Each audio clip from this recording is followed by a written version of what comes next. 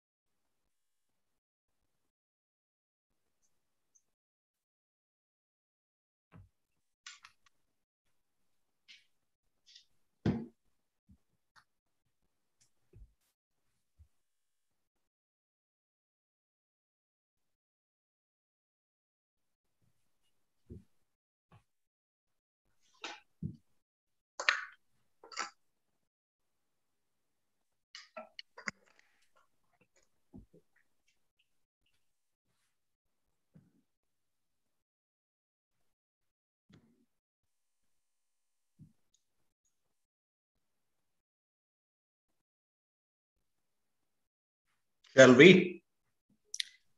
Yeah, I think we should start, sir. Yes, yes. You just, ma'am, just you can stop screen sharing. I want to you be on the main screen now, so that audience can see you. Yes, for a while. After once you start presentation, then we can go back again. Professor Ram, kindly go to for the introductory session. Yes, sir. Good evening, everyone. Good evening, everyone. It's a great pleasure to invite you all for this 7th program of Firebird International Webinar Series. So I heartily welcome the guest for today, Professor Laurie Barclay. She's a full professor and Lang Chair of Leadership, University of Guelph. I mean, she's working in the School of Business and Economics, and we are very, very proud to have you on the board, ma'am. And we have a director, sir, Director Dr. P. Srinivasa Rao. Hi, everybody. He is going to give presidential address, and we have all our faculty member and students who have already joined. And apart from that, the esteemed guest, usually we used to get a lot of participants, even today also. And for this webinar especially, there are more than 700 participants registered. And I mean, all of them are from 17 different countries and almost more than 20 states of India. And we respect their continuous support. And yeah, they're joining, and some participants are around more than 50 participants have already joined in Zoom, and other participants are joining in YouTube live streaming. So I really welcome, wholehearted welcome to all the participants, I mean, participating from various locations of the planet. Welcome, everyone. Now I request our director, sir, to give presidential address. Oh, good evening from India to all the participants. And good morning to entire Europe and other advanced countries. And it's a really great pleasure to have Professor Laurie Barclay for the Cadence Rank School of Business and Economics. And today's topic is an excellent one, enhancing the fairness in the workplace. You know that the global workforce today talks a different language, that today we are in a competitive world where the fairness is a part of our life, and the quality of workplace makes all the difference.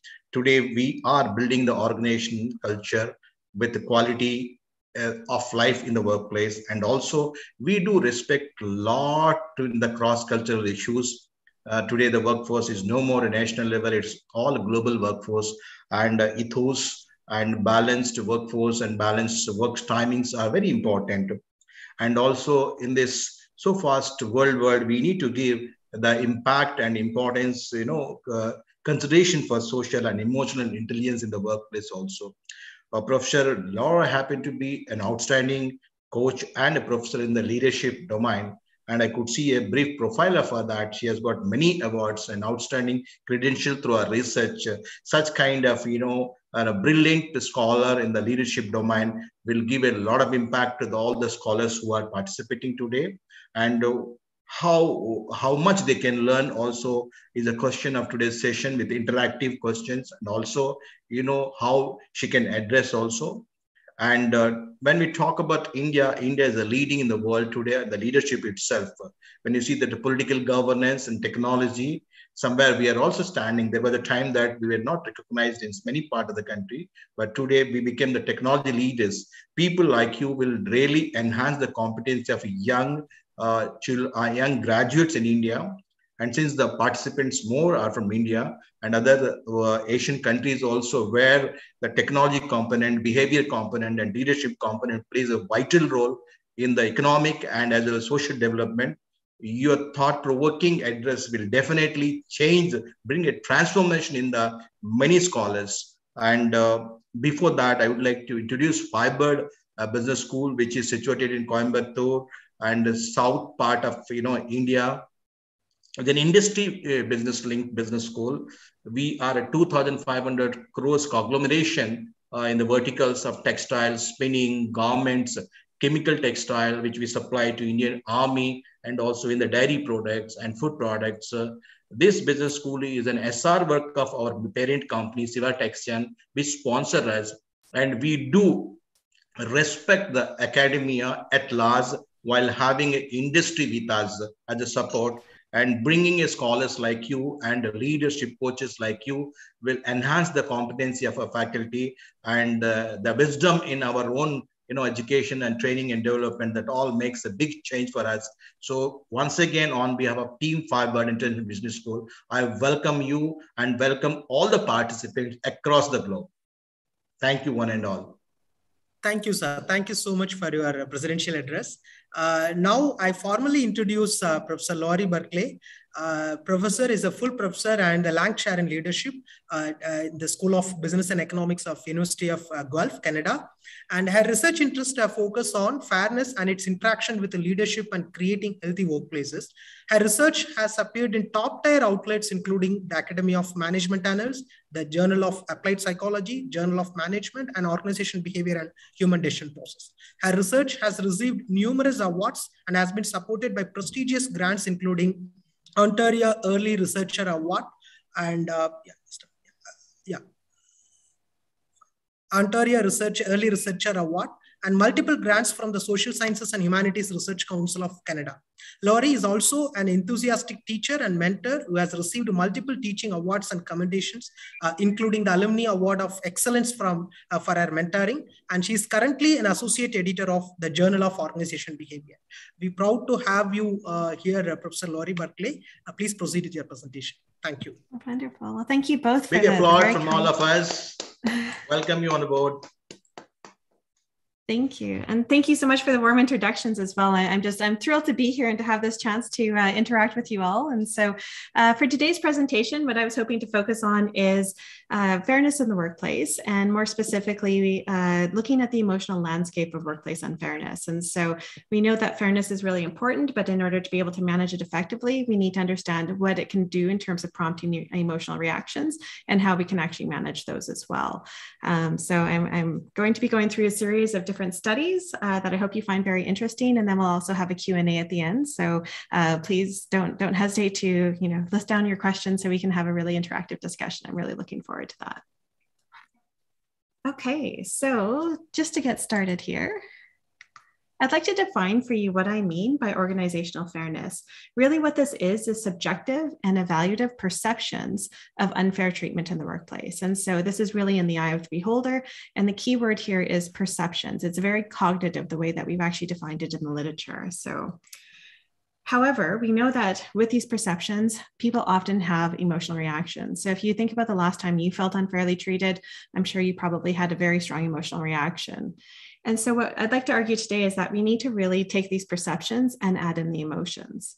And so I'd like to just share a quote that I just personally love, which is, "There can be no knowledge without emotion. We may be aware of a truth, yet until we felt its force, it is not ours. To the cognition of the brain must be added the experience of the soul." And so again, my argument here is that to manage fairness, we need to look at not only the perceptions, but also the emotional reactions that actually are elicited. So if you think into the academic literature in terms of early research, we actually had a very strong awareness that emotions are important for fairness. So we knew that unfair events spark emotional reactions. It's inherently emotional experience. Oftentimes it's even felt as a hot and burning experience because we're just overwhelmed with emotions. And there was some literature suggesting that emotions are an essential mechanism linking perceptions of fairness with downstream attitudes and behaviors. Fast forward, though, several decades later into contemporary research, and the question has been arisen, where are emotions? So oftentimes emotions are very underemphasized, they're underappreciated. Scholars have noted that little progress has actually been made, and we haven't really consistently recognized the role of emotions. And so in my work, that's what I'm trying to do, is really explore that emotional landscape and use it to actually, again, enhance our ability to manage fairness in the workplace. So what I'm going to be doing today is kind of going through two sets of research streams that I hope you'll find illuminating, which is looking at emotions as mechanisms. So looking at how perceptions of fairness can really spark emotional reactions, which can then impact our attitudes and behaviors as employees. And then also when we experience unfairness, what can we actually do to recover from these experiences? And what I'm going to be arguing there is that emotions are going to be a central way through which we can actually recover from unfairness. So to begin with, I'm going to be looking at positive and negative emotions as mediators in the relationship between fairness perceptions and behaviors. And in this research, which I did with Tina Kiefer, it's been published in the Journal of Management in 2014, we really started to look at fairness perceptions themselves. So in this case, basically, how do people feel fairly treated in the workplace? And our research objectives here were to clarify the relationship between these overall perceptions of fairness. So do I feel like I've been fairly treated in the workplace? And positive and negative emotions, and basically the emotions that are prompted by these perceptions. So we also wanted to examine the mediating role of emotions between fairness and behaviors, and importantly, explore the differential effects of positive and negative emotions. So not just focus on negative, but actually explore, do positive and negative emotions here actually operate differently? So you might ask the question, well, why positive emotions? Why do we care about positive emotions? Why do we care about fairness as well? Well, the contemporary literature up to this point had been very problem focused. And so we tended to emphasize negative emotions. But this has an inadvertent assumption that negative emotions are sufficient and or positive emotions are the absence of negative emotions, which we know is not to be the case. Additionally, studies examining fairness and positive emotions hadn't found significant effects up to this date. And our question was, well, are they really studying the right outcomes? So I want to just delve into a little bit more about what I mean by emotions and what the nature of emotions is. And so we have, again, these two broad categories of negative and positive emotions. Negative emotions are really emotions that narrow our focus, and they're associated with a very specific action tendencies. So if you're feeling anger, oftentimes it's going to spark more of an attack motivation. They have a short-term orientation, and they're often associated with really quick and decisive actions that carry immediate benefits. So if you have a negative emotion, you're going to have a really quick behavioral reaction to it typically. Positive emotions, by contrast, tend to broaden our thought action repertoires. And so what this really means is that they really prompt us to engage with our environment, and they have a longer term orientation. So if I'm feeling happy, I'm more likely to connect with my workplace environment, for instance, and actually engage in that.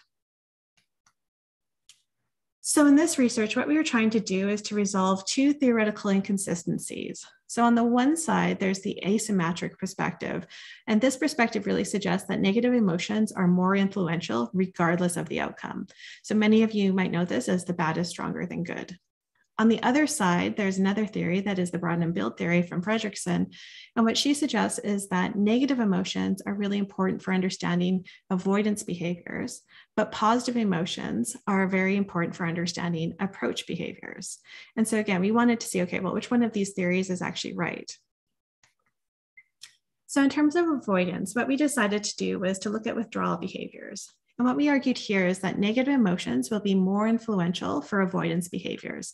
That is, they're going to motivate withdrawal because people are going to be motivated to conserve their resources to deal with the situation. By contrast, both theories suggest that positive emotions are unlikely to influence avoidance behaviors. Moving to an approach behavior, we chose to look at performance here. And our argument here is that if you're experiencing positive emotions as a result of feeling fairly treated, that's going to broaden your thought action repertoire, and it's going to spark this longer term orientation. So that's going to encourage you to engage with the environment, which should also enhance your performance. So this is from the broaden and build perspective. So positive emotions will be more influential for approach behaviors such as performance. By contrast with negative emotions, the asymmetric perspective here suggests that this can actually increase our desire to actually withdraw from the situation. But our argument is that in the workplace, these negative emotions might not necessarily detract immediately from performance. And the reason for that is we need to perform to keep our jobs. And so the workplace setting can place constraints on people's reactions in this particular domain.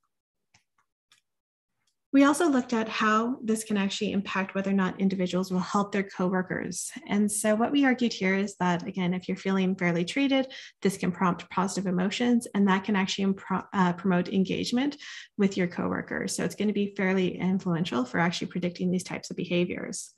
On the other side, negative emotions are important because the asymmetric perspective basically suggests that there should be no relationship between negative emotions because we're primarily focused on the situation when we actually have those negative emotions, such as anger, for instance.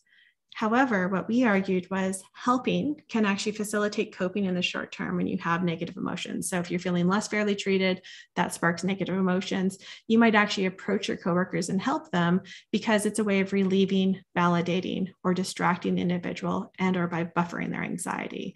So we actually questioned whether or not this might be a positive relationship.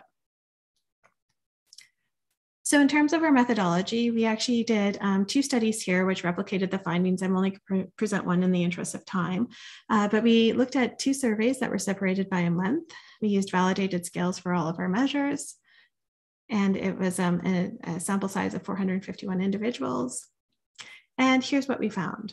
So in terms of avoidance, again, this is in terms of withdrawal, what we found is that negative emotions are indeed a significant mediator here. So negative emotions were a stronger predictor than positive emotions at predicting withdrawal outcomes. And this is both at time 1 and at time 2. So initially when they're actually experiencing the fair event or the unfair event, and then also 1 month later. So this supports both the broaden and build and the asymmetric perspectives. By contrast, if we look at approach and performance now, what we find here is that both positive and negative emotions are mediators, but positive emotions were stronger. So if you look at the positive emotions to performance length, that is significantly predicting that performance at time 1 and performance at time 2. And so this supports the broaden and build perspective. Interestingly, what we found for negative emotions is that there is no significant relationship between negative emotions and performance at time 1. However, you actually do see a negative relationship between negative emotions and performance at time 2. And so these effects really merge over time. And so initially, individuals might be motivated to maintain their performance, but if those negative emotions keep up, it's actually going to deplete their resources and probably undermine their performance over time. Okay, with respect to helping behaviors, we actually had some really interesting relationships here. So for time 1, we did find that both positive and negative emotions mediated the relationship between perceptions of fairness and helping behaviors towards your coworkers. However, positive emotions were actually more influential. So again, it's interesting to see that both of them have positive relationships here, but the positive emotions are further influential beyond the negative emotions. So again, that really supports the idea that people are using helping with coworkers as a way to kind of relieve some of their emotions. At time 2, only positive emotions mediated. And so again, the effects of negative emotions are dissipating over time. You might help in the short term, but not in the long term because you've already dealt with the initial impact on your actual emotional state. All right, so what can we take from this set of studies?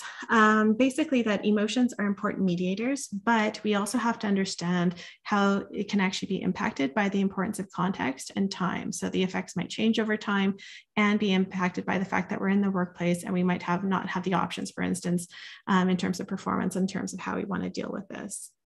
It also suggests that we need to expand our focus here to look at positive emotions as well. So not just promoting or preventing unfair events from happening, but also promoting fairness, because that can prompt positive emotions, what can actually have a lot of really beneficial downstream impacts as well. So we should aim to actually foster these positive experiences and positive emotions. And if we capitalize on these positive emotions, we can actually motivate people to actually further engage with the organization. So don't just prevent unfairness, promote fairness as well. All right, so for those of you emotion researchers in the crowd, you might be feeling a little bit uncomfortable by the fact that we just collapsed and looked at negative emotions altogether. So in our next set of research studies, we actually just wanted to disentangle the effects of different negative emotions. And we also wanted to go a little bit deeper into how are these actually experienced on a daily basis. And so in this research, we focused on unfair events that are actually happening in the workplace. And again, try to disentangle the negative emotions that can actually occur. So our question here was really, how do people navigate these unfair events when they happen in the workplace? Well, if you think about what an unfair event is, it really is a sign of goal blockage. And goal blockage, again, is related to negative emotions. And we were really interested in two sets of emotions here. One was anger, and this is really defined as a negative emotion that arises when someone else is to blame, and anxiety, ambiguity, uncertainty, concern for future harm. So with anger, oftentimes what we see is that this is actually propelling counterproductive work behaviors. So when we experience an unfair event, we can feel angry, and counterproductive work behaviors allow us to actually express our dissatisfaction and signal that the unfairness will not be tolerated. And we often think about anger and counterproductive work behaviors as a negative thing here. However, it's really important sometimes to think about what anger does. Sometimes it can actually fuel change as well. And I have a quote on the screen here that I actually personally love as well is, the world needs anger. The world often continues to allow evil because it isn't angry enough. And so if employees are actually expressing their dissatisfaction, that may actually help prompt some change in the workplace as well. With respect to anxiety, again, a lovely quote that I always think about is, nothing diminishes anxiety faster than action. If you experience an unfair event and it actually raises anxiety, our argument here is that can actually propel problem prevention behaviors. So it can reestablish a sense of control for individuals, it addresses a problem by engaging in these behaviors. And if you actually fix the issue, that can actually prevent future issues for you as well. And so we argue that individuals are going to engage in these behaviors to address the negative situation and to also reduce the uncertainty that they're actually feeling. The other thing we were interested in here is, can your behaviors actually impact your own judgments of fairness in the workplace? And so what we actually argue here is that if you're actually experiencing anxiety and you engage in these problem prevention behaviors, this might actually increase your perceptions of fairness towards the organization.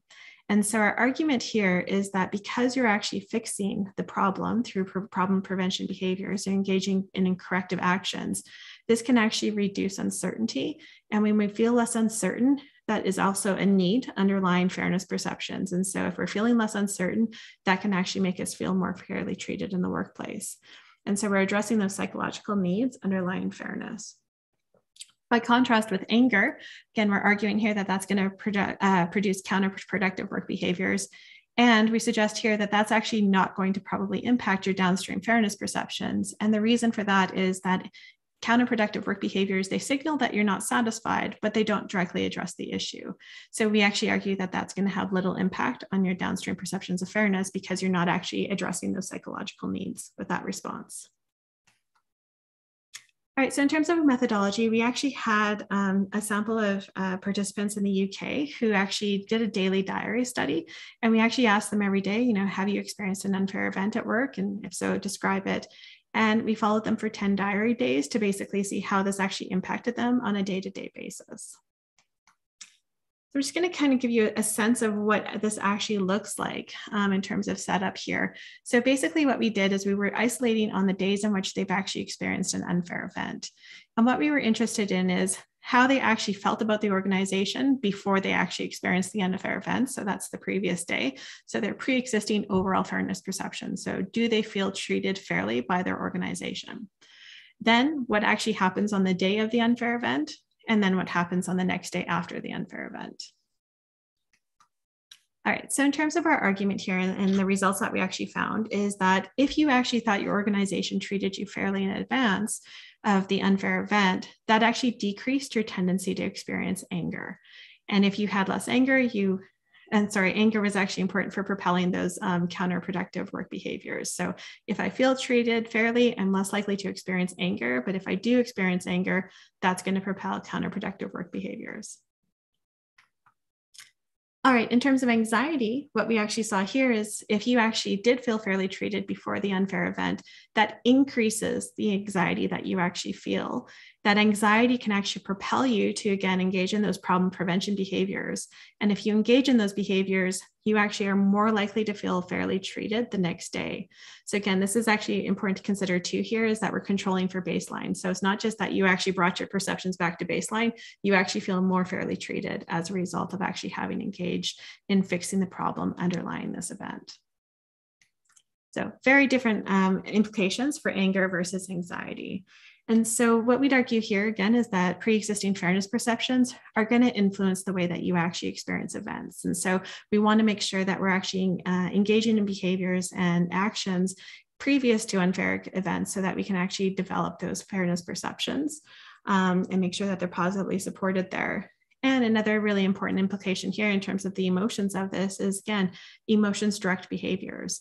And so anger is propelling counterproductive behaviors, whereas anxiety is prompting those problem prevention behaviors. And how people respond to these events can influence their downstream perceptions. So again, your own behaviors can influence your own perceptions of fairness. And so what this means is that, again, those fairness perceptions, while there's a responsibility on the organization side to treat their employees fairly, employees are actually impacting their own perceptions along the way as well. And so it's an important thing to consider about how we actually impact our own perception, sorry. All right, so given that we saw this kind of interesting result that people's behaviors can impact their experiences of fairness, we wanted to dig in a little bit deeper here. And so with another co-author, Annika Hillebrand, who's a former student of mine, we actually published a paper in the Journal of Applied Psychology, where we were trying to look at how do people's behaviors influence their own experiences of fairness. And so to answer this question, we actually started to integrate the behavioral ethics and fairness literature. And there's a great quote that says, everybody has the capacity to be dishonest and almost everybody cheats. And so our question was, how does one's own unethical behavior influence fairness experiences for themselves? So if you engage in something unethical, does that actually impact your fairness perceptions in a different context here? So we decided to look at cheating, and cheating is basically defined as unethical acts that are intended to create an unfair advantage or help attain benefits that an employee would not otherwise be entitled to receive. And really, cheating is a self-interested and unethical behavior. It runs counter to the norms of social interaction because it is self-interested. And what happens here is when we engage in this behavior, it can actually create a tension between the desire for personal benefits versus maintaining social norms for interaction. And so again, our question here is, how do people actually resolve this discrepancy? So what we argue is that individuals who have cheated or engaged in self-interested and unethical behavior will actually adjust their values to match their behaviors. And we decided, again, to focus on fairness here, or justice values, because justice values really are focused on communicating standing, self-worth, and belongingness in the group. And it's an important social reward that is really critical facilitator of workplace relationships. And what we know is that people have a preference for treatment that actually confirms their self-views. So those who feel less worthy of respect typically fail to show a preference for fair treatment. So even though we think that most people want to be fairly treated, in this case, if you're not actually feeling worthy, we argue that that will make you less likely to value fairness here. So our argument again is that after cheating, people will place less value on justice to compensate for the fact that they have actually violated a social norm. Okay, so we also wanted to look again at the importance of emotions here and how these might actually be serving as a mechanism to drive behaviors. And so we decided to focus on shame. And shame is really an emotion that serves as a moral barometer about the appropriateness of your behavior. And so self-interest and voluntary nature of cheating, we argue, can actually elicit shame. And this can threaten your identity as a moral person and also spark concerns about the evaluations of others. And so what we actually argue here is that if you experience shame, you're going to be motivated to withdraw and hide from others. And shame is going to motivate your desire to affirm Shame motivates a desire to firm, share, and personal moral values by punishing yourself. And so we argue here that, again, shame is going to mediate that relationship between engaging in self-interested unethical behaviors and whether or not you actually feel like you're deserving of fair treatment from others. And so we also looked at shame as a social control mechanism here. And so people also define themselves in terms of social categories. And we argued here that identifying with your group in which you're actually engaging in cheating behaviors can actually exacerbate the effects of cheating on shame. And so the relationship between cheating and shame should be amplified for people who are more versus less strongly identified with their group. So just to give you a sense of our overall model, again, cheating, we argue, is going to spark shame. Once you experience shame, you're going to be less likely to actually value fairness in the workplace. And this is going to be exacerbated by organizational identification. So whether or not you identify with the social context in which you're cheating. So to test this one, we actually did 6 different studies, and I'm not going to go through all of them for today, but just to say that it replicated these effects across a 4-way field study, cheating behaviors, where we had students in a lab basically have the opportunity to cheat. We did a recall experiment, a 2-way field study with a 1-day separation, a 2-way field study with a 1-week separation. And we also tested this in an organizational sample as well. So again, it replicated across these different methodologies. And again, it replicated the full model here. So again, cheating prompted shame. Shame was actually associated with less emphasis on feeling fairly treated by others. And it was worse for individuals who actually identified with the organization. All right, so what does this mean? Well, it means that our own negative behaviors can also influence the value that we place on justice. And so if you're actually engaging in something like cheating, which is a self-interested, unethical behavior, that can actually impact employees in the short and long term. It can elicit shame in the short term, which is an adverse experience for us. And it can actually make them undermine the value of justice. From a managerial perspective, this is a really important insight, because what that suggests is sometimes when you're trying to deliver fairness, people might not actually be placing as much value on it as you would want them to. Does that mean you shouldn't do it? Absolutely not. You still want to engage in fair behaviors. But the important thing here is to also make sure you're curtailing these unethical behaviors so that that fairness can actually reap the benefits that we know it can have in terms of, increased commitment and performance and all of those wonderful outcomes. Okay, so to kind of continue on to our idea here that emotions can be important mechanisms, we also wanted to look at, okay, what about the leaders? So up to this point, we've been looking at employees and how emotions can actually impact their reactions.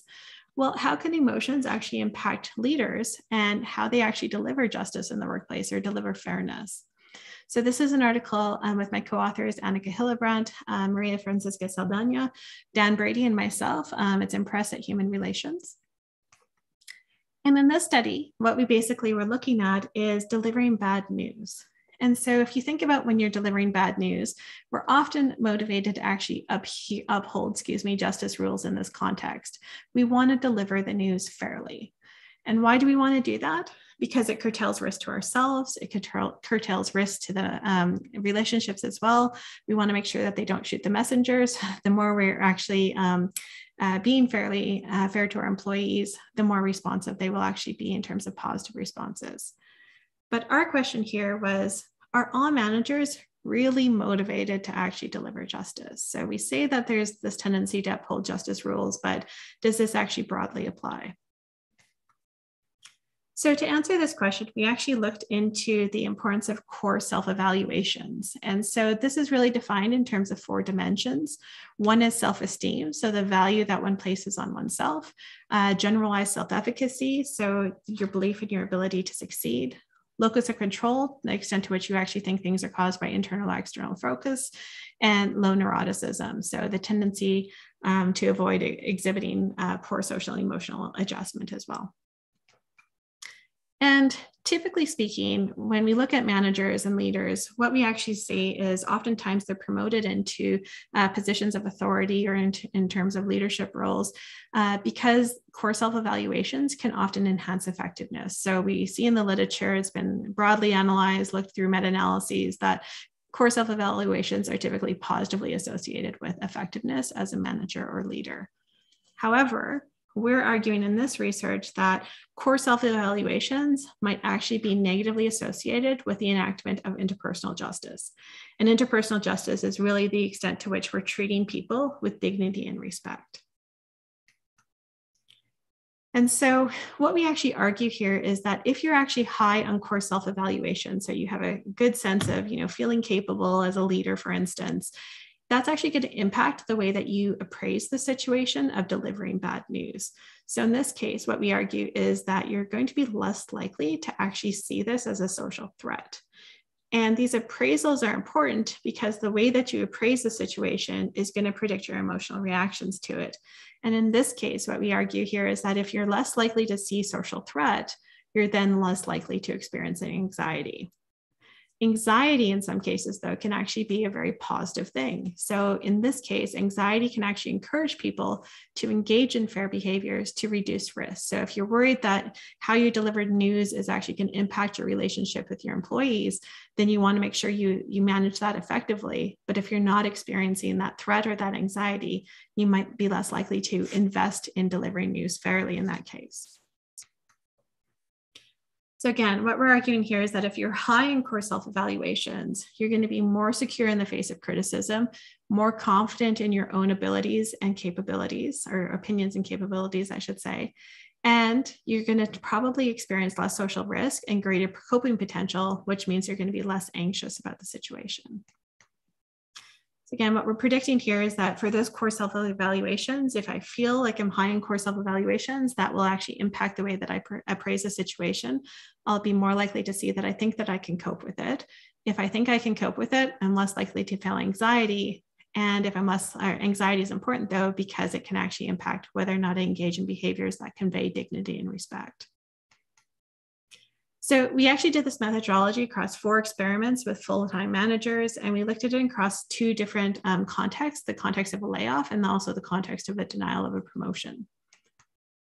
And we found basically what we predicted here. So again, if you have those high core self-evaluations, you're less likely to actually treat your employees with dignity and respect because you're not feeling as much anxiety.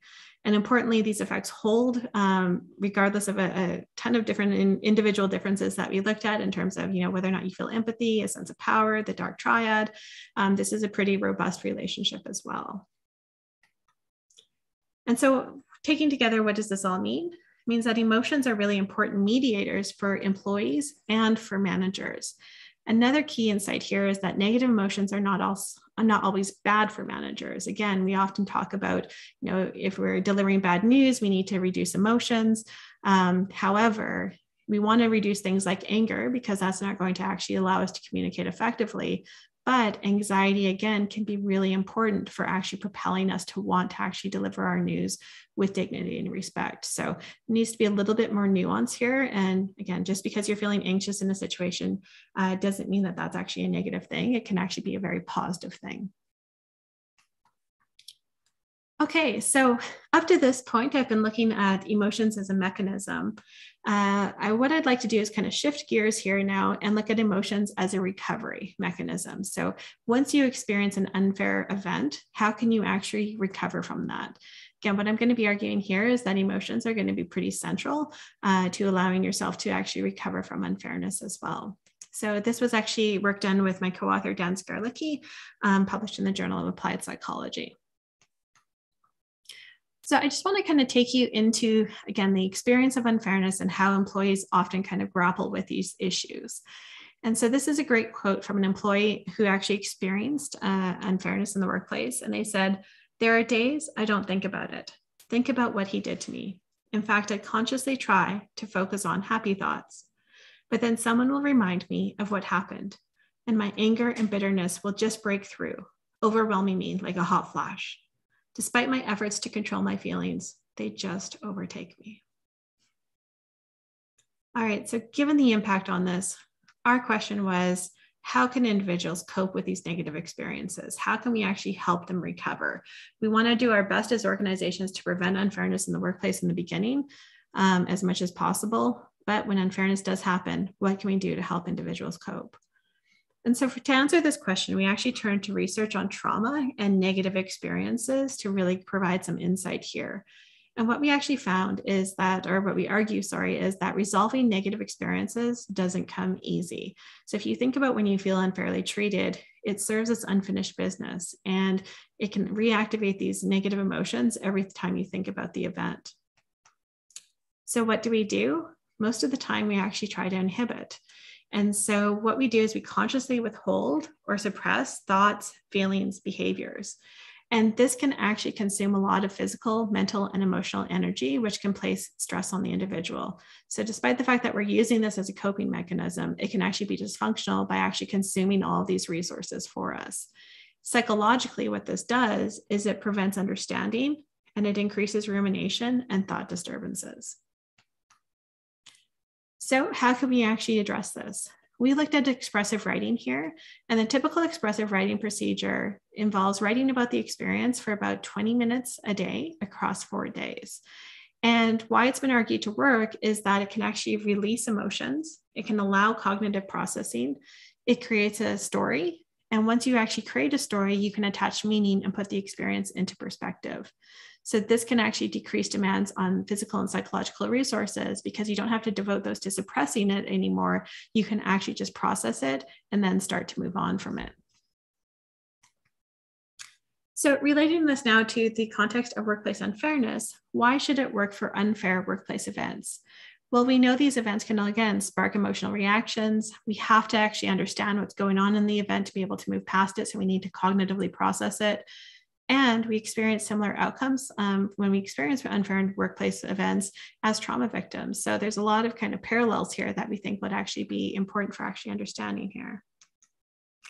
So in terms of methodology, we actually recruited 101 people from a university campus. This included, students, faculty, staff, a wide range of individuals actually came in, and they had to be over the age of 18 and had experienced unfairness from a supervisor in the workplace. We used a longitudinal design here where we actually had people attend 5 sessions over the course of a week. So on Monday, when they came into the lab, they completed some baseline measures. From Tuesday through Friday, they came in and they were randomly assigned to different conditions for different writing prompts. They wrote for 20 minutes on their experience, and then they completed some questionnaires on the Friday session as well. And we also did a 1-month follow-up. So they were randomly assigned to 4 different conditions: an emotions only condition, a thoughts only condition, emotions and thoughts, and then a control condition. And so I'll just kind of walk you through the instructions for emotions and thoughts. The emotions only and thoughts only obviously just drop the other part of the manipulation here. So in this session, I'd like you to write about your very deepest thoughts and feelings surrounding an unfair experience that happened to you in the workplace. In your writing, I'd like you to explore your deepest emotions, for example, I feel, and thoughts, I think that. All of your writing will be completely confidential. Don't worry about spelling, sentence structure, or grammar. The only rule is that once you begin writing, you must continue to do so until your time is up. So again, they use the same instant across the sessions and these types of instructions. All right, so what I'd like to do, let me just back up too. For the control condition, they just talked about trivial topics. So what does the room that you're sitting in look like? What did you do over the last 24 hours? So it's very neutral. What I'd like to do now is to show you the results in terms of the numbers, in terms of their self-reported ratings for various things. And I also want to take you behind the scenes and actually show you what this actually looked like in the writing and how people were actually experiencing this. So in terms of psychological well-being, what we found here is that if you were in the emotions and thoughts condition, you actually had stronger psychological well-being at the end of this intervention than the other conditions, and the other conditions were not significantly different from each other. What does this look like in terms of the writing? Here's an example from one of our participants. Writing session number 1. I feel exhausted because I'm tired of being angry, and this anger just has no outlet since I cannot do anything about the situation. I feel tired because every time I recall the situations, the emotions engulf me over and over again. There should be peace, and I feel that dwelling on the situation does not give me peace. I feel a desire for contentment and settlement without the hatred, the anger, and the wanting for revenge. Same participant at the 4th writing session. Suddenly, I start to feel relieved. The pressure that I used to have from the unfair experience starts to slowly fade away. I'm a lot happier than when I just started writing about it. I do not know if it's because writing about it helped me to release my anger, but undoubtedly I'm a lot happier than a few days ago. So just a quick note here, we actually didn't tell any of the participants that we were doing an intervention. We just asked them if they'd be willing to write about an unfair event. And so this person obviously found that it was very helpful for actually helping them move across the, or move and resolve the situation in their mind and feeling a sense of resolution. With respect to perceived resolution, we did find again here is that if people actually process their emotions and thoughts through writing, that actually gave them a higher sense that the situation was resolved and that they can move. Oh, hopefully we're still okay. I noticed that the things changed here. Just give me a flag if it's not. But in terms of perceived resolution, we did find that emotions and thoughts were higher than the other conditions as well. All right, so what does this look like in terms of the participants' experiences? Here's one example from a participant, excuse me. I get terribly upset when random thoughts of the incident just pop into my head. I pray that they would go away, but they won't. These thoughts are a nightmare, and reliving them is just awful. Feelings of disgust with myself for having lived through those months surface quite often. This is another participant. Angry, sure I still am, but bad thoughts and vengeance never crossed my mind. How funny, perhaps if such thoughts did, I might feel better about having such release. Am I too high on controlling expressions of my feelings? I should let go, yet I'm afraid of the monster I would unleash. I'm afraid of myself. So again, this is 4 days later on the Friday. The more I write, the more negative emotions are flushed out of me. I still feel irritated and anger at being treated unfairly, but these feelings are mostly echoes of the massive emotions I felt earlier. I believe that my journal really helped me through the sense of injustice and its impact on me because I was able to organize and see where I was coming from rather than having a bundle of frustration in my head. I've stopped reflecting on this unfair experience after the writing sessions because it feels as though I'm able to release all emotions through the writing sessions. Frankly, it's quite soothing and non-judgmental to write whatever is on my mind about this unfair experience. So we also saw an impact on retaliation. So again, emotions and thoughts, individuals who actually engaged in the writing that involved emotions and thoughts were less likely to retaliate than all of the other three conditions, which were not significantly different from each other. All right, in terms of some conclusions here, again, emotions are going to be an important factor for actually recovering from unfairness.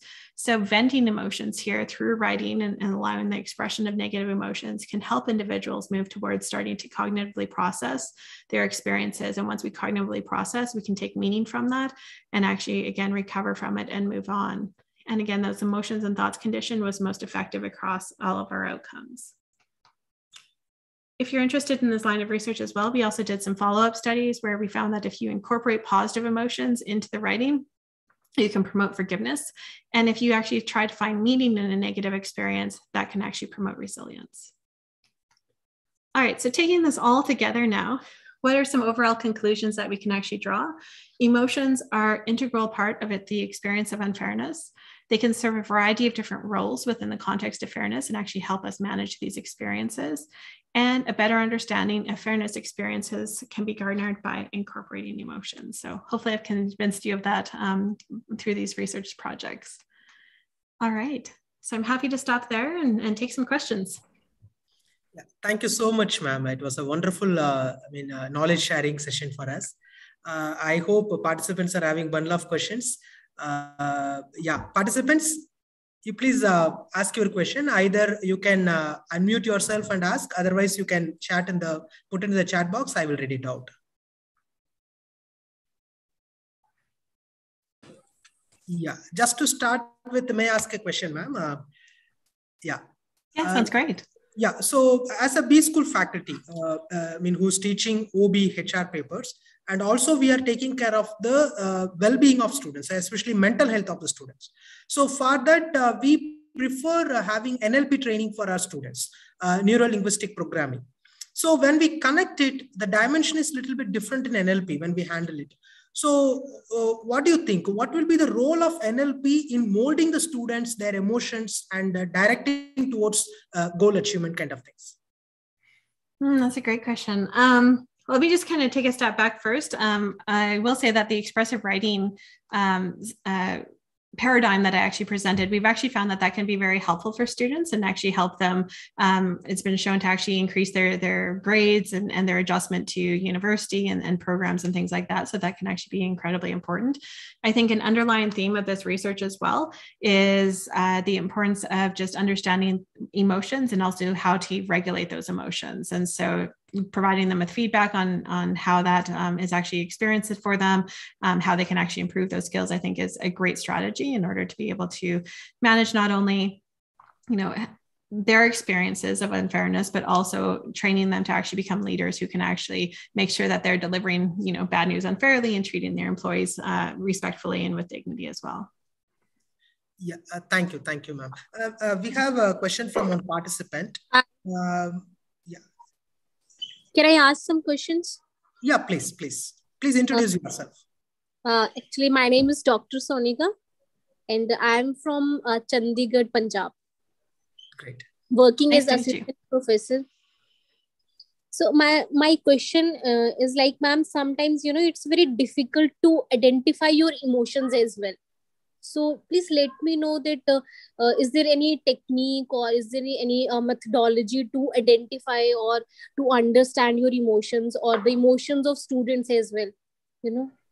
It's quite difficult to identify the emotions of students sometimes for us. Yeah, no, absolutely. I think in terms of identifying our own emotions, there is a wealth of empirical evidence suggesting that if you can actually name and label your emotions, that can actually be incredibly helpful because that allows you to figure out how to process them. So for instance, if I'm feeling guilty, that's going to be very different than if I'm feeling shame. And then the procedures for actually kind of addressing that are also going to be different. What we also found in our research, though, is that even if you're just given the opportunity to kind of vent your negative emotions through these writings, it doesn't really matter what the emotions actually were that you were experiencing. It's the opportunity to let them go and then to be able to cognitively process afterwards. That's important. With respect to students, we often talk about emotional awareness and, seeing, other people's emotional expressions. What I would encourage you to think about is more along the lines of how can you have conversations where you're just asking, open-ended questions and allowing individuals to have that space to process what's actually going on for them. That can also be an incredibly helpful technique that's been backed by science as well. Okay, because we are planning in our institute to counsel the students and make aware them about their emotional literacy or emotional abilities. So could you suggest some kind of intervention program so that we can understand the mental abilities or mental or emotional health of students? Yeah, I would recommend going into the emotional awareness literature. There's a variety of different interventions within that. So I would suggest that you take a look at the ones that would best suit your context and what you're trying to do with the students. But there's a variety of interventions there that I'm sure you'll find helpful. Oh, thank you so much, ma'am. Thank you. Thank you. And we have a question from one participant, Pratyay Amrit. He's asking, ma'am, how to cope up with uneven behavior in the workplace? So uneven behavior, that's a really interesting question. So we actually know that uneven behavior is the most stressful that you can actually experience, particularly from a supervisor or manager. So what we find is that if you're consistently fair, that's actually really helpful for employees. And then unfortunately, consistently unfair is it produces less uncertainty for employees because they kind of know what to expect. And so they know to kind of, put up their guard and things like that. If you're kind of fluctuating more as a manager, then your employees are going to feel more uncertainty. And we actually find that actually has more detrimental impacts on the individual. So I'm not recommending that people treat their employees unfairly, but what I'm saying is that inconsistency is even more problematic because they have to use so many different resources to actually understand the events. So I think from an individual's perspective, if you're experiencing that from a manager, it's also just recognizing and taking a step back that, this is not about you. It's, they're being inconsistent. And so you can think about, okay, well, how can I again, approach the situation in a way that makes me feel more consistent and gives me a sense of control. So whether that's having strategies like, asking questions if you actually feel that's safe to do so with this particular individual, or just putting in strategies that will allow you to just, again, have that sense of consistency so that you don't have those kind of need to continue processing, because that's really what's going to have some negative well-being implications for you as well. Yeah, thank you, ma'am. And Mr. Rajendra, do you have any question? Very good. Good evening, madam. Actually, I have a doubt about the well-being of employee, ma'am. Can you tell some aspect, which aspect we have to, in organization perspective, I'm asking. So, well-being already, we have a intramural facility and intermural facility, ma'am. Okay, ma'am, whatever the company facilities there, they are giving. So means, if you look at the example of shelter, restroom, and all intramural activity in organization. Apart from that, what will be means it is needed for a company. Yeah, I think might have you got my question, ma'am. Yeah, sir, I think you are asking about the well-being practices, right? Right. Yeah. About well-being practices. Okay, great. Right. Yeah, thanks. Sorry, my internet had a little fluctuation there. So so I think when you think about fairness, oftentimes there's 4 key dimensions that we often talk about. So we talk about distributive justice. So people want to make sure that they're actually feeling fairly treated in terms of the outcomes that they receive. We talk about procedural justice. And so people want to make sure that they're actually feeling fairly treated in terms of processes and decisions. So, our procedures being applied consistently with accurate information, those types of things. Interpersonal justice, which is really focused on treating people with dignity and respect and being sensitive to their needs. And then informational justice, which is really focused on making sure that you deliver information in a way that is timely, it's tailored to individuals' needs. And if you actually incorporate those fairness practices, then that can actually enhance employees' perceptions of fairness. And when we have those enhanced perceptions of fairness, that actually can really support well-being. So again, people are going to feel like they are being treated with dignity and respect. It's going to give them a sense of belonging. It's going to give them a sense of control. It fulfills a wealth of different psychological needs. And so that's what basically promotes the well-being in the long term as well, is the fulfillment of those psychological needs. Yeah, I hope you have answered, ma'am. Yeah, thank you, ma'am. There is a question. Thank you, madam. Thank you. There is a question from Prema Vasumati. Ma'am, managing a diverse age group of workforce is difficult. Why?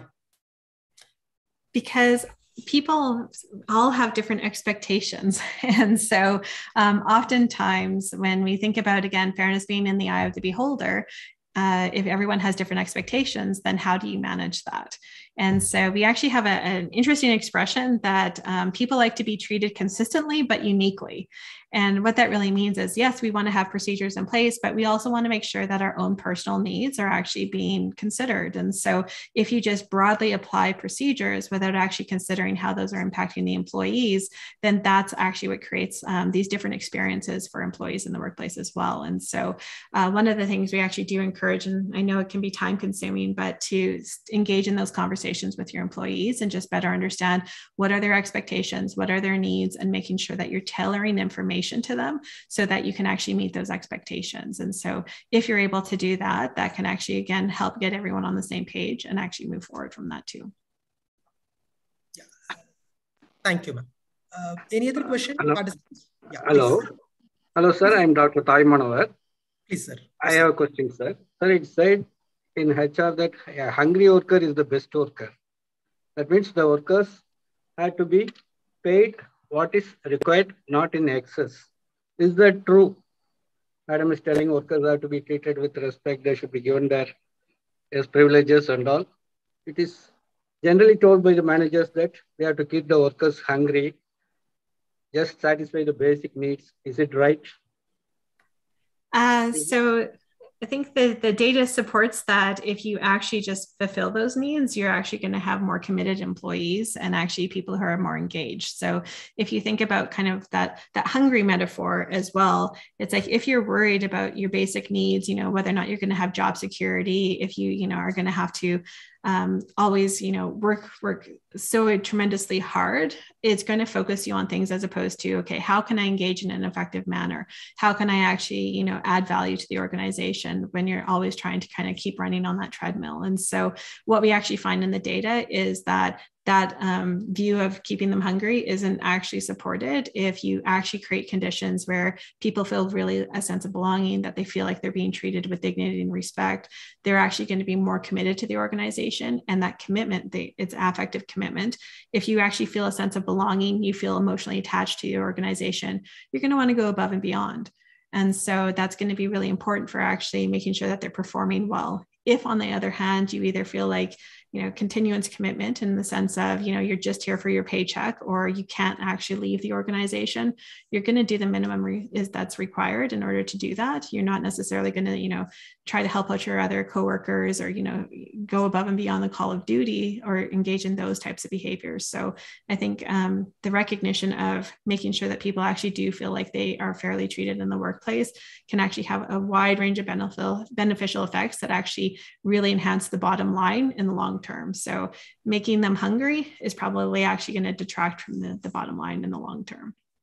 Thank you, ma'am. Thank you. Thank you. Yeah, there is a question from Surumi Muhammad. Can leaders influence the core self-evaluation of employees to reduce the anxiety about interpersonal justice? Interesting. I think I would probably work on it through a different mechanism here if you were a leader, which is, again, trying to make sure that they just feel like they have supportive working conditions and that there's actually a supportive, trusting relationship with the manager. So it's not necessarily about kind of trying to change the personality. It's more about making sure that they actually have an understanding of, what is also expected and that you're having those conversations together. Thank you. And there is a question from Mr. Eli. I would like to know whether any differences seen in the workplace before and after pandemic. Is there any insecurity seen which leads to a change in the behavior at workplace after pandemic? That's a great question. We actually have a lot of research right now looking at that question. And so what we're actually finding is that some expectations have definitely changed during the course of the pandemic. And so I think oftentimes beforehand, a lot of employees were actually willing to accept more of a command and control type of structure, or, listen to their employers basically kind of coming down from on high, basically giving them directions. What we found in the pandemic, though, was a lot of the processes obviously just all of a sudden had to change. And so that actually empowered a lot of employees to actually start job crafting and changing the way that they actually related to the organization. And so we actually are seeing the effects of that now. And so oftentimes the employees are actually really expecting more participative leadership rather than a command and control style. And their expectations for what they should actually be doing will have changed. So for instance, we did a 27 multi-country study basically where we were looking at, again, how are these expectations changing? One of the things that we're actually seeing across cultures is that, what it actually means to be able to perform and what the expectations are different. So for instance, in the past, we often said, okay, if I perform well, then maybe I'll get more flexibility or different rewards or things along those aspects. Now what we're seeing with the pandemic is I need support, more support in order to be able to perform. So maybe I need more flexibility. And so again, those expectations are definitely changing. Yeah, thank you, ma'am. So participants. Good evening, madam. This is Dr. Bimal from Odisha. Hi there. Madam, my question is, when the graduates pass out after the B schools, they join in the industry. The first and foremost complaint is these graduates, generally they lack the patience and the perseverance as compared to the old employees. So generally industry asks that, the emotional quotient of the student should be increased during their study period. So how to measure the emotional quotient of the students and what intervention we as a faculties can do so that their emotional quotient will increase and they will cope up with the industry. Thank you. Yeah, I think for me, the emotion quotient and the emotion intelligence literature is a bit of a difficult literature because some things have been shown to be valid and there's been questions with other aspects of it as well. I think, kind of going back to the first question of distilling it down into building emotional awareness, helping them understand, what the expectations are, what their roles are, that can also be incredibly important. So I would encourage you to kind of think about how to actually ingrain those skill building aspects in terms of, again, emotion regulation into the curriculum so that can actually help them when they're actually out on the job. Bimal, are you okay? Yeah. Thank you, Dr. Ramkumar. Yeah, thank you.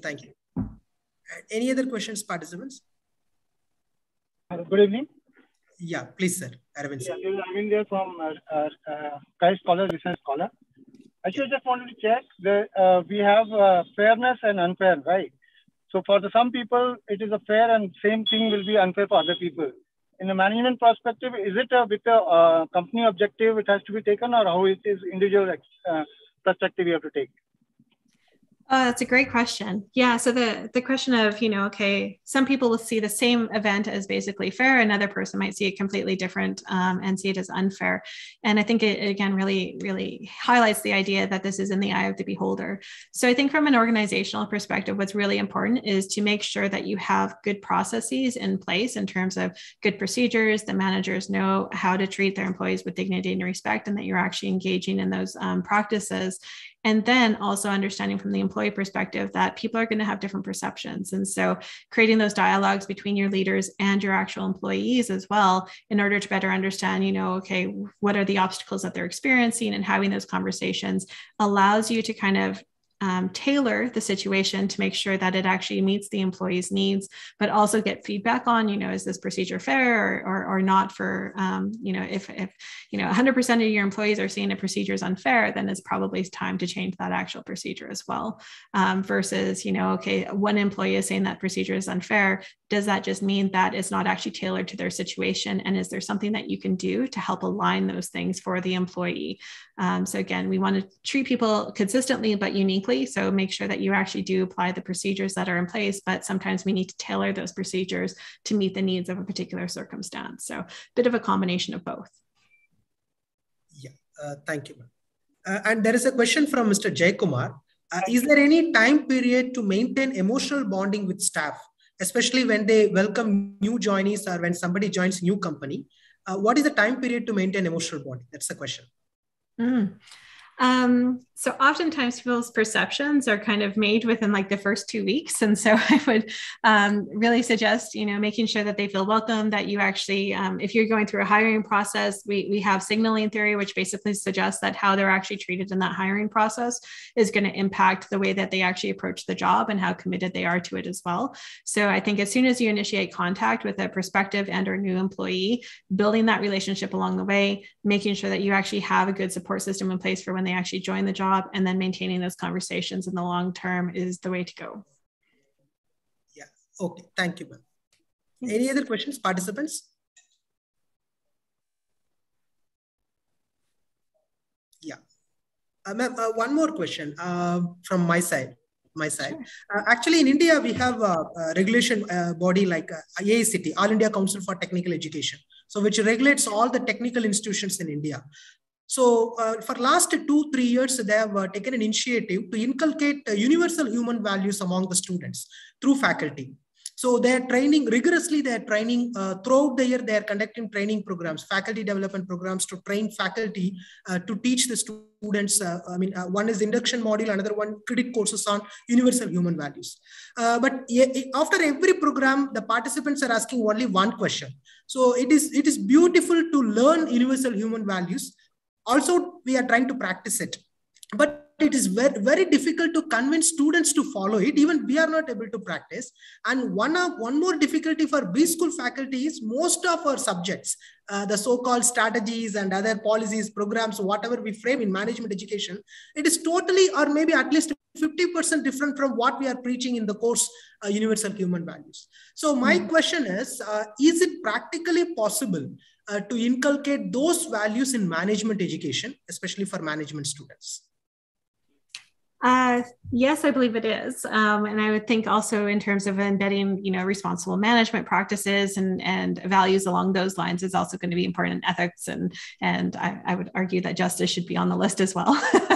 But yes, I do think it is practical. I think it has to be a very embedded process in terms of socializing individuals into it, making sure that you are consistent across your courses, and making sure that, you know, we walk the talk as leaders, right? And so if we're role modeling those values and, you know, here's how it actually is being implemented into practice, here's our, you know, our actions and how these align with our values, I definitely believe that can actually get ingrained in the students as well, and to their benefit as well. So if we actually understand and lead from our values, that can actually give them a really strong anchor for moving forward. So if we have those values in place, we know from the leader development literature as well, is that then those actually provide a lens through which we can actually deal with adversity or difficult decision making.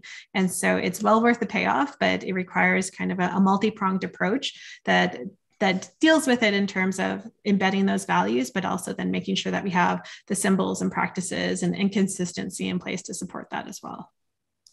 Okay, thank you. Thanks for your input.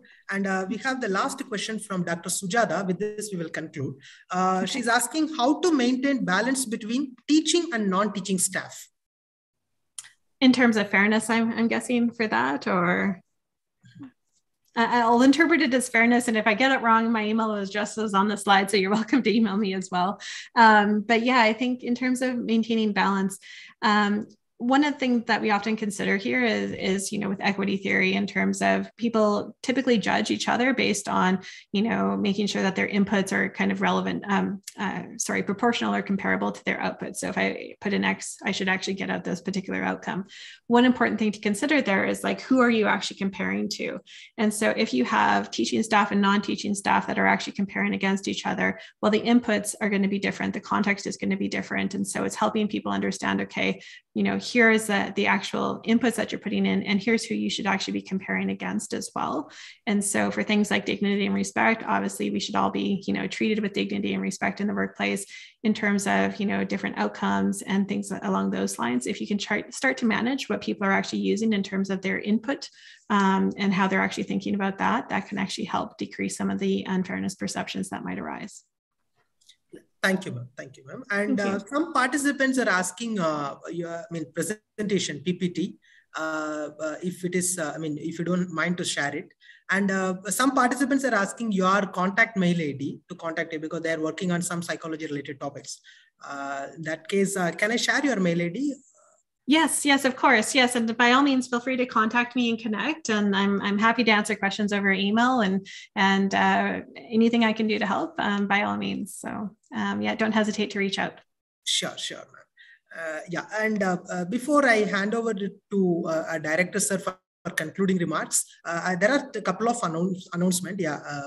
So next week, the same day, Saturday, 6 o'clock, we are going to have one international webinar with Professor Benito Tehanki. He's from Philippines. So he's going to talk about critical realism in organization studies, how we can approach the organization studies with a critical realism approach. He is going to discuss about it. I welcome everyone to participate. We will share the link over mail later, maybe tomorrow or day after tomorrow. And 11th June, 15 days after, the Saturday, we have a faculty development program at our campus. I think, people who are, located near to Coimbatore, of course, even out of Tamil Nadu also, you can get benefit out of it. This is actually a faculty development program on scale development process in behavioral science research.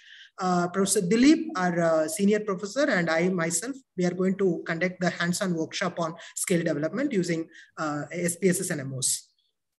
We are going to use both exploratory factor analysis and confirmatory factor analysis as tools for a scale development process. These are the two announcements from our side. It was a great session with you, Professor Laurie Barclay, and we are grateful to you. And for a formal concluding remark, I request our director, sir, to give few words. Thank you, Professor. It's a wonderful session. You have run through a lot of slides, a lot of research work, a lot of data, a lot of facts, a lot of models. I have got all participants from across the globe and across India might have got excellent benefit. And the topic was so awesome, that fairness in the workplace. And you connected a lot of emotional factors. Yes, emotions are the foundation of very human behavior. Without emotion, no behavior is there. And you have articulated both positive and negative emotions. Of course, it's all the duty of a great leader how he converts the workforce energy, whether it is negative emotions or positive emotions. I always quote that Indian Army is one of the finest army who works day and night in spite of having such a large border. And this Indian Army is a great example of positive emotions. And the scientists who work in the space, we work with 10% budget of US budget for launching a rocket, and all our scientists work day and night with 10% of budget equivalent to the US budget of $1 million. So they work with emotions. So as I feel that emotion is a subconscious level decision, and if your subconscious level mind works towards the goal, and if goal is not prejudices, and anybody can work beyond their excellence models. So we have a kind of, in India, that fairness comes out of our spiritual dimension also. So in our workplace, we also carry the spiritual dimension. And the most of participants, asked also that how you can, balance the teaching and non-teaching. Emotions are not confined to teaching and non-teaching. Emotions are relevant to every human. It cannot be separated from, vertical wise or segment wise. Emotions are inbuilt by your culture, your, DNA, your family background. See, emotions are not equal to across the globe. It all depends on culture, society, class, economic status. Various factors are there. But Professor Laurie Barclay has covered various dimensions, too many dimensions. It was not so easy covering all this, within, I think, 47 minutes. She has spoken nonstop, and she has covered many things. It is impossible. There's a huge subject. Balancing emotions, balancing rational quotient and emotional quotient, huge subject.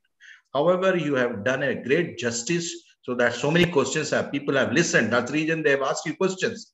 See, if they have not listened, they could have not asked you questions. So that's very interesting. And India is so big country, in the participant itself, they are from Punjab, they are from Odisha, they are from Tamil Nadu. I think Dr. Ram Kumar has done an excellent job in bringing all the scholars to this platform. You made a wonderful session, and we would like to keep seeing you and more with our team of faculty and students. And since our students have not participated much because they were running through exams, but we would like to have a very specific address to our students. And thank you, Dr. Ram Kumar team and entire Firebird team, and enter all the participants. Congratulations for asking such a wonderful questions. Have a wonderful day. Happy weekend to all of you. Thank you very much. Thank you, everyone. Thank you, sir. Thank you, ma'am. Thank you, ma'am. Thank you all. Thanks for your participation. Thank you. Thank you so much. Thank you, sir. Thank you. We will end the session formally. Thank you all.